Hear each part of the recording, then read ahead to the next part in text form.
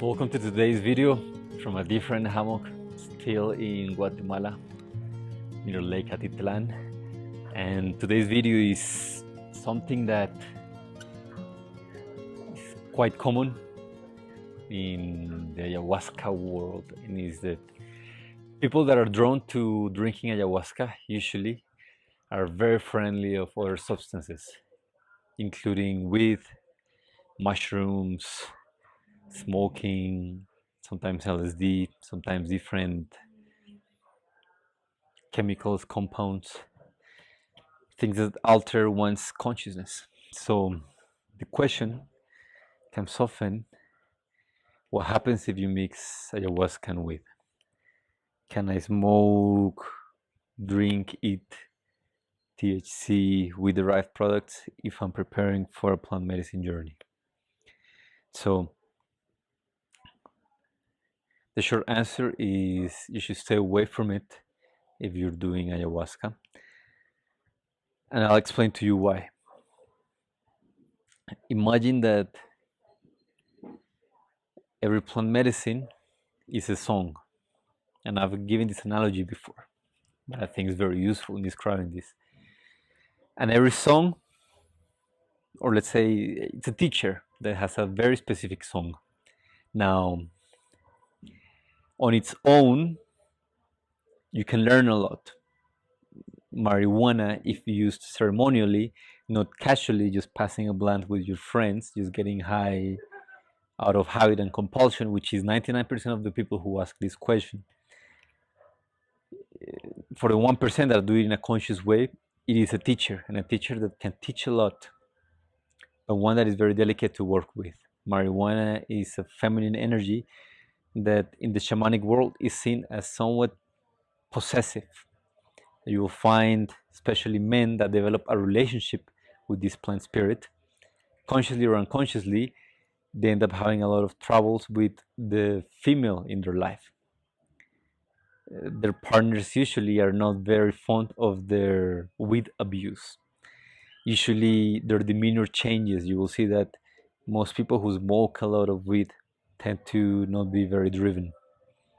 There's the pothead stereotype, right, of the person that is rather slow and chill and relaxed. Nothing wrong with that, but you can see that there's a deterioration over time of this person's capability and aliveness. How vibrant his energies or her energies are is less and less with the passing of time.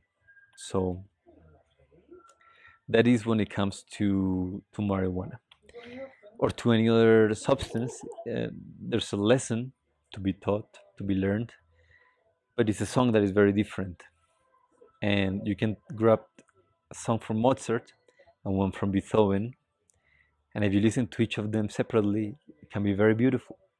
But play both of them at the same time, and you will end up with noise, with confusion, maybe a little bit overwhelmed, anxious, stressed, not really understanding what's happening. The same goes for mixing psychedelics. In the tradition that we work with in Colombia, they are very strict about avoiding the use of marijuana at least 2 weeks prior to ceremony, because otherwise your consciousness is in a place that is very mixed, and it's your experience can be colored by the leftovers of the other medicine in your system, and this is rarely a positive thing. My empirical and personal experience of people that come to the community, especially the ones that come over and over and over, I've seen many that they don't really grow. They seem rather stuck in spite of the amounts of ayahuasca they drink. And what 80 or 90% of them have in common is that they have an uncontrolled and conscious use of weed. They are always smoking a joint just for fun. They wake up, they go to sleep smoking it. There's no ritual, there's no ceremonial process with it. It's a relationship that is mostly addictive, but they are in denial about it. And it's very hard to make progress when you don't have the energy to do it. Marijuana is a substance, a plant that, if abused, takes a lot of your energy. So my recommendation will be that, especially if it's your first time drinking ayahuasca, you give yourself the chance to take a space from your weed consumption. After all, if you're doing it consciously, it shouldn't be that much of a big deal. And if it's compulsive, you will feel it. Quitting for 3-4 weeks before a ceremony will feel difficult, and nothing that we do compulsively is freeing. So if your relationship with marijuana is one of addiction, this is a good time to explore that, to realize it, and to see, debate, and question whether or not that relationship that you have with this plant is nourishing you. Or perhaps you just ended up in this loop of avoidance, relaxation, numbing to a degree. Anyways, so long story short, do not smoke weed close to the times before and after drinking plant medicine. Weed is not a bad plant, but it's a different song that, when played too closely to ayahuasca, can have really detrimental mental, emotional, and health effects.